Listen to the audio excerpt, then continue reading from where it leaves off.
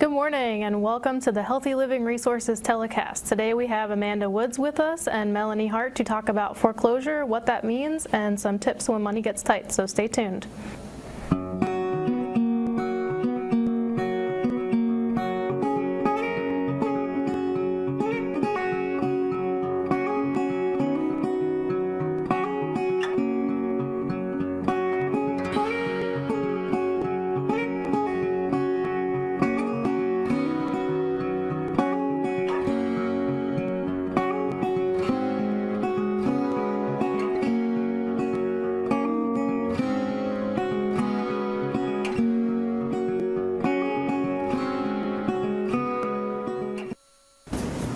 Good morning and welcome to the Healthy Living Resources telecast. I'm A.B. Meehan, the Healthy People Program Specialist in the State Office for FCS OSU Extension. And this morning I have with me Melanie Hart, the FCS Educator in Greene County, and Amanda Woods, the Healthy Finances Program Specialist also in the State Office for FCS OSU Extension. And today we're going to be talking about foreclosure and kind of what that means and what to do in times when money's a little tight. So I'm going to go ahead and turn it over to these two to delve into that conversation. Thanks, Amy. So welcome, Melanie. Melanie Hart is, like Amy said, the FCS educator in Greene County who focuses on finances. So Melanie, before we kind of delve into today's topic, why don't you just tell us a little bit about the focus of what you do in your county and what your work looks like there? Well, in Greene County, I was brought in to mainly do financial education programming, and I think I picked foreclosure because the Ohio Housing Finance Agency contracted with OSU Extension to provide foreclosure information, and through that program, we also put on blogs on Ohio Live Smart Ohio, and there were more than 10 blogs on foreclosure, and which are still available for people to look at. So that gave me the background to feel this was an important topic and to address some of the issues that result from that. Definitely, and the kind of focus that this Healthy Living Resources has taken is really focused around stress and how our daily impacts with finances, health, and wellness can really impact our stress. And so this is a really great topic for that area, right? Because foreclosure is such a heavy topic and can just be a really detrimental time in a lot of people's lives. So before we get into the real stress of it, can you give us a little bit of insight, a little bit of information about maybe how the foreclosure crisis started, just a little bit of information about that to give some. Well, back in the 1980s, there were some financial freedom, I guess, to handle mortgages differently, and it was neoliberalism that got people to handle financial profits through channels of buying and selling that wasn't necessarily connected to trade or commodities, that they could do financial transactions and profits could come from that in itself. Okay. So there were a lot of activities where making a loan to somebody created income for the person doing it, and so they were willing to give loans to people who weren't necessarily financially able to make payments on that, and then they grouped those loans with other people who could make payments, and then sold those grouped mortgages back and forth between financial institutions. So someone buying a mortgage, a group of mortgages from another bank, were pretty much unaware of how many of those loans were made to people who really did not have the means to pay them back. Gotcha. Right, so that's where it came from, and then suddenly these folks that weren't able to pay them back started defaulting. So people who were going in for a loan for a house were essentially sold products that they were in no way able to actually pay off. Correct. And then the bubble kind of burst, and people essentially started to default on their homes because they weren't able to make these payments. Correct. So Before we get into the real stress of it, what are some of the signs and symptoms of like the foreclosure, the impact of foreclosure is maybe coming, or what are some signs of stress really just related to these financial topics to begin with? Well, some of the loans were made with adjustable rates. Okay. So they could make the payments given the lower rates up to a certain time, then it could go up to a higher interest rate, so the payment per month increased, and suddenly they weren't able to make those increased payments, and they might not have been loaded with financial knowledge of how to budget and plan for these things, and so suddenly there were larger housing costs, and it really shouldn't be more than 30% of your total take-home income going for housing. So it just kind of slowly started to, build and build and build for these people where they weren't able to make the payments. They got adjusted mortgages, but still it kind of just continued to spiral. Right, and they weren't necessarily aware, I think, some of them, of what was the responsibility. Yes, this is a contract you're entering into, and you're expected to be able to keep up with this. Definitely. So I think that's kind of one of the bigger things when I've looked into just foreclosure education. It's not necessarily a lack of education, but in some ways it is on the home buyer. So the homeowner, what's expected, what are your responsibilities as the homeowner, especially when you start to see that maybe you're struggling to make these payments, maybe there are some issues as far as you kind of holding up your end of that bargain, but just not understanding when it's right to act on that, right? When do we say when and say there's an issue here, I don't know how to handle it.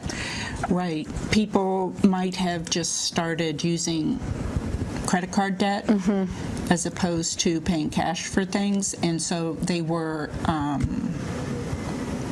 sort of putting off dealing with it because they were able to carry balances on their credit cards.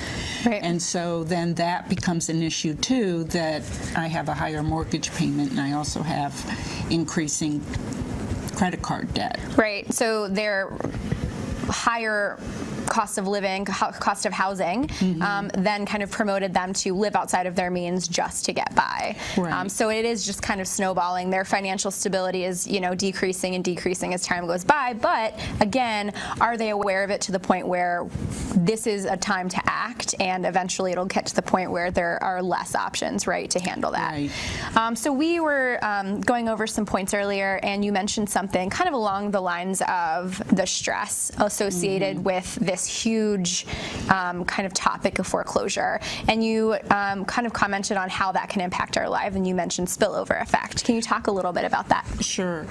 So really a foreclosure on a home is an overt action that happens, but there's so much that isn't visible, and that's the stress financially, stress on relationships.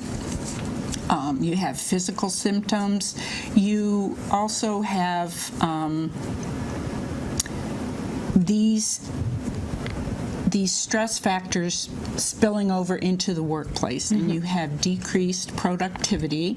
You're not concentrating on your work.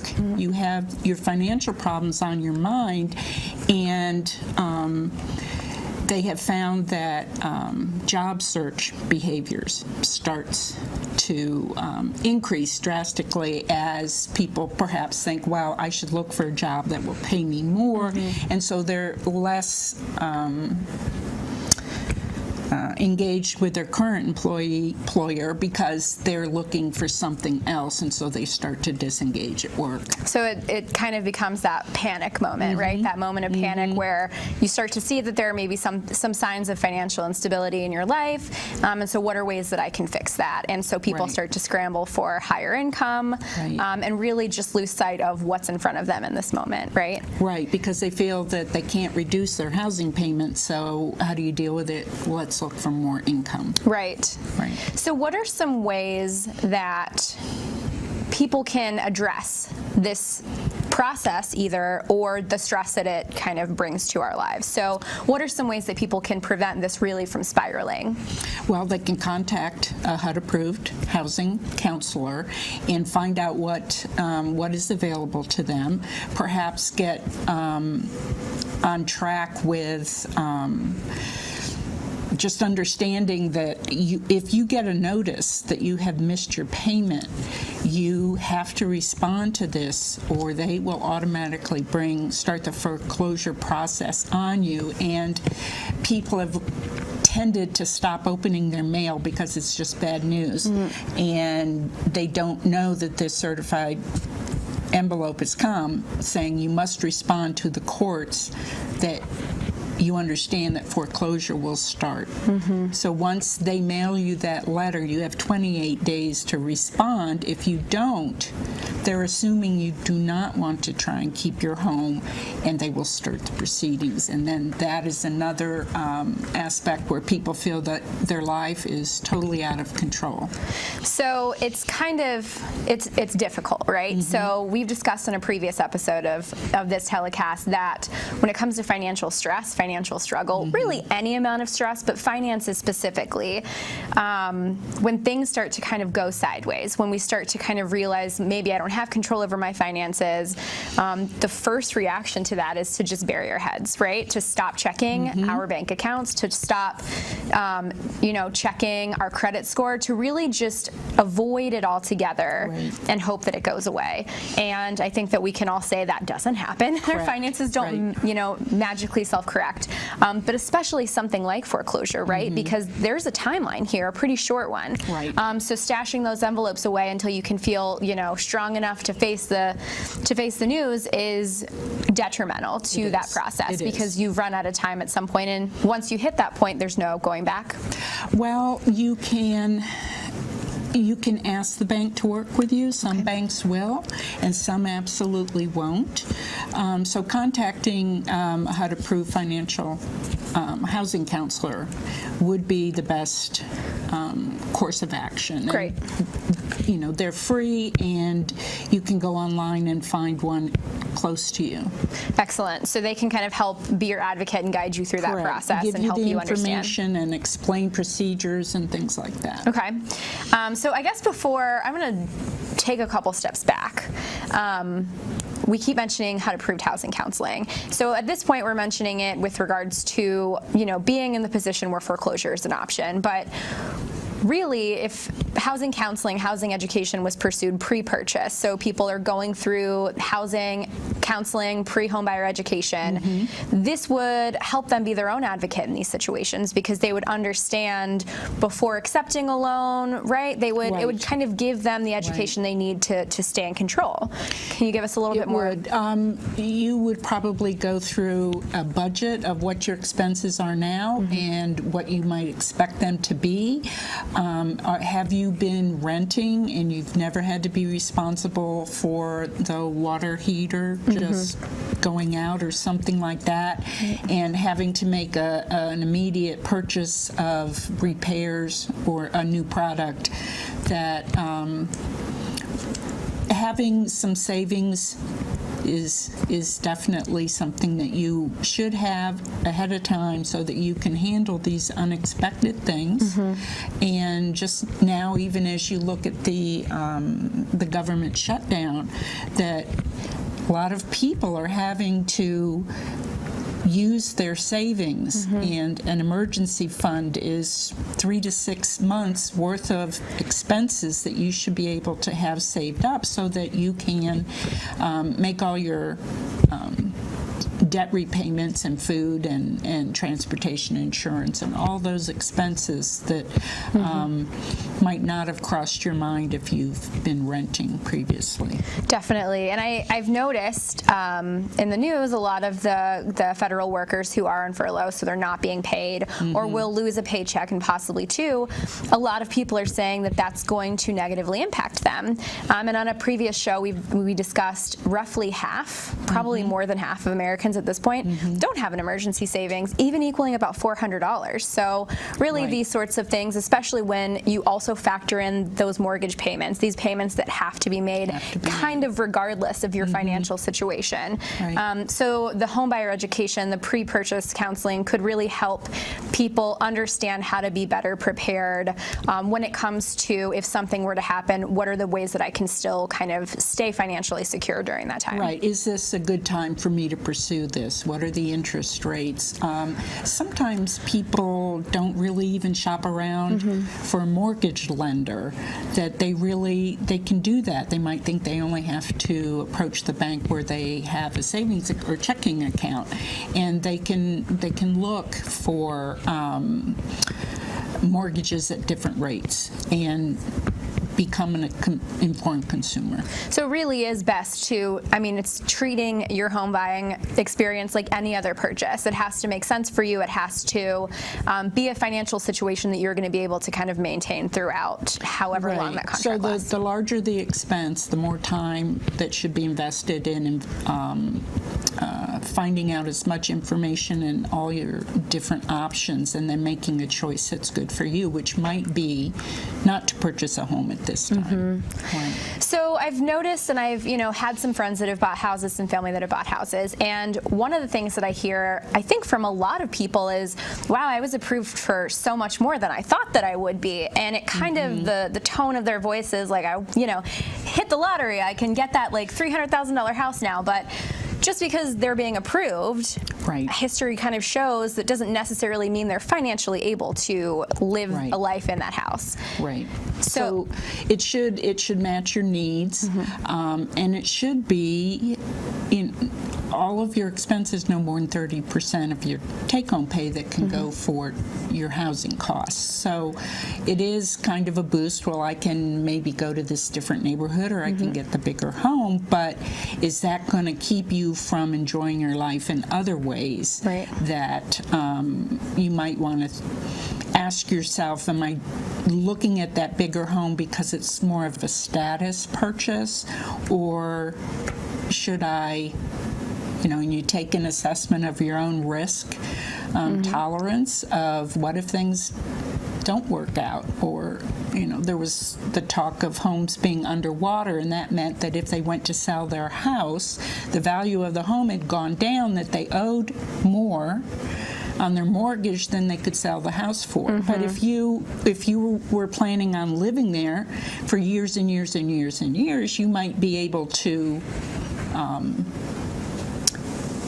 wait that out, and the housing market would turn around. Sure. So just because the bank approves you for more shouldn't change the way you were looking at buying the home in the first place. It shouldn't change the budget that you were initially working with, correct? True. Yeah. True. Okay. Because I get it. It could be really easy to I can change neighborhoods now. We can look for that nicer, newer house, but really just stay the course with what you had originally decided before even going into the situation. Because that's based on your ability to repay the mortgage. Right. So foreclosure wouldn't be on the cards if you don't kind of bite off more than you can chew. So going back a little bit to talking about foreclosure, and just a broad, I think a lot of us have heard the term, a lot of us kind of know what it is, but can you give a little more insight into really what that timeline looks like? So as far as like missing a payment to, then it going to the courts, just really kind of a broad overview of like how that looks. Some states, as soon as you miss a payment, the banks can file the paperwork. One payment, and those are states like Florida and Texas, and that's why their foreclosure rates have been so high. But in Ohio, foreclosure process is overseen by the courts. Okay. So you have a missed payment from day one, just say day 15.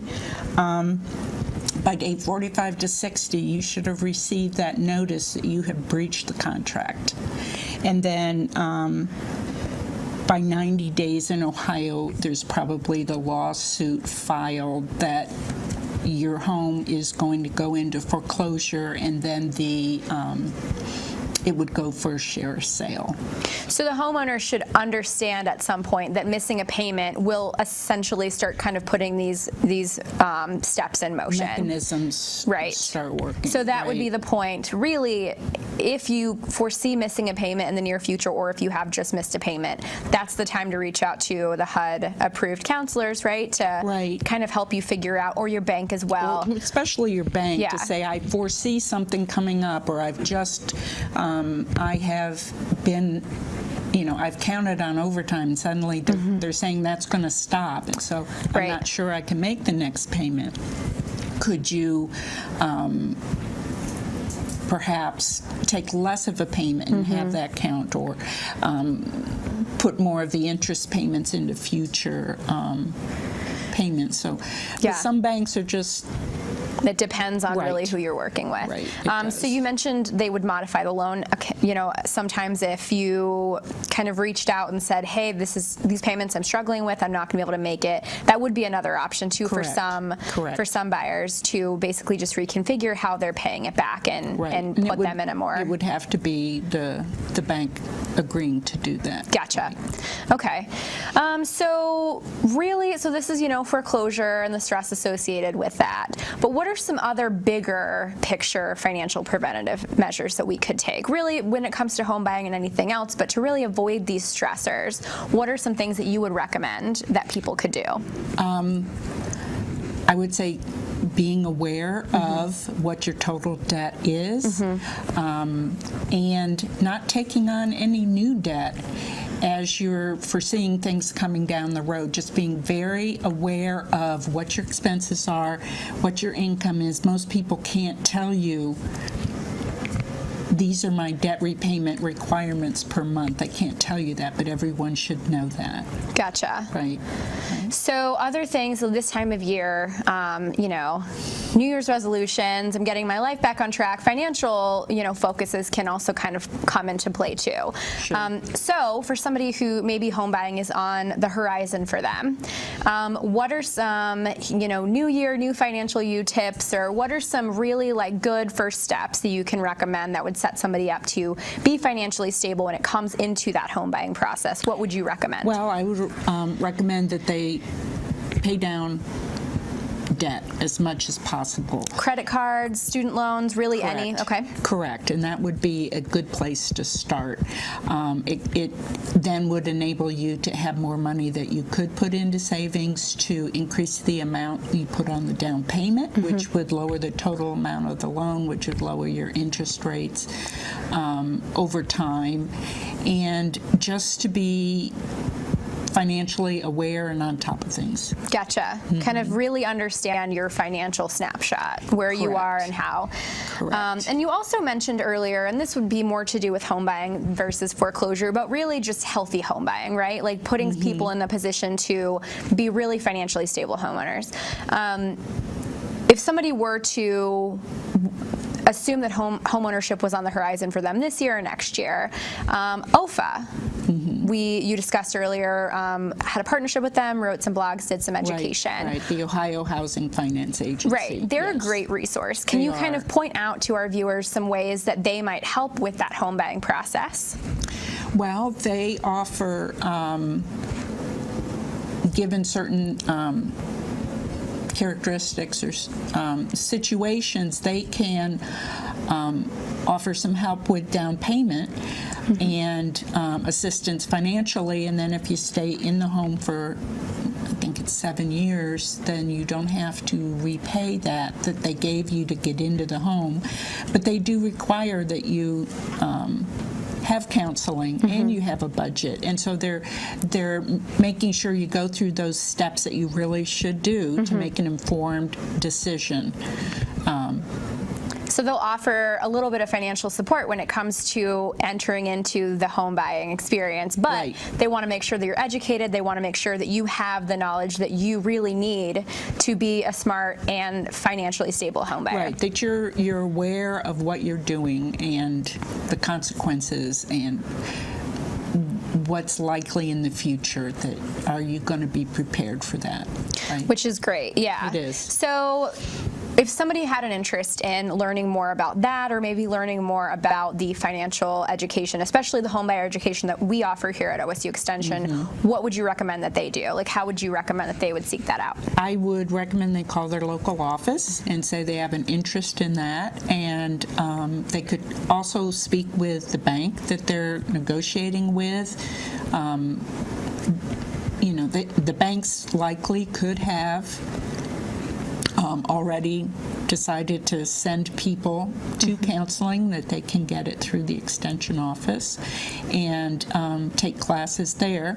Also, employers can do lunch and learn, where they're sort of eliminating problems down the line by offering information of home buying things to keep in mind, not singling out anybody that might be in foreclosure trouble, but you're giving the information to everybody there, and so no one feels singled out because people feel low self-esteem with financial problems, where they might not feel low self-esteem with other problems, Right. but financially people take that on personally. That Right. stigma's there. So It is a nobody wants stigma. to say, well, if I want to buy this house, I'm going to need to pursue some kind of financial assistance, financial education, when my friend just bought a house and they were fine, and you know what I mean? But Right. we actually don't know everybody's situation. That's correct. So it would be a really, I think, great recommendation. What I'm hearing from you is just like pursuing getting a lot of different quotes on your mortgage, pursuing all of these different, look really into all of your options. They should do the same for different supports and education when it comes to even just like that pre-purchase time. Correct. And then there's even post-purchase classes that will be available to. Yeah, tell us a little bit more about that. So they're in the home, right? They've taken on this, their contract signed, keys are in hand. Why Right. would that be a beneficial step for people to Well, take? they would better understand, do I want to update this warranty that came with the house that might be expiring? And what are some things I might expect coming down the road? Their mortgage could be sold to another institution, just like we talked about earlier, Right. where they group them together, and checking to make sure that the servicer of your mortgage, which might not be the bank, but they're the ones that collect the taxes and the escrow, are they doing it correctly? And are they setting that money aside? So those are things to be aware of that you might assume is going on or not even be aware of in Right. the background, but there could be problems with that if the servicer of your mortgage changes and they're not keeping up with it. You could be making assumptions that those monies for the taxes and escrow have been pulled out and properly paid on time. So much really that could happen, and more that you should be aware of even after the home is purchased. So the post-purchase home buyer education, would it also not be beneficial, just the FCS plug for financial education, to really continue that financial education after the fact too? So in addition to that post-purchase time, really pursuing that knowledge and education of budgeting through Family Consumer Sciences. So seek out educators and local FCS professionals such as Melanie Hart. Well, I want to thank you, Melanie, for joining us today. I think this was a great topic. It's a topic that probably affects more people than we know, so it's great to kind of understand how this situation can really impact us. My pleasure. Yeah, so thank you so much, and we'll look forward to joining you next month, February edition of Healthy Living Resources.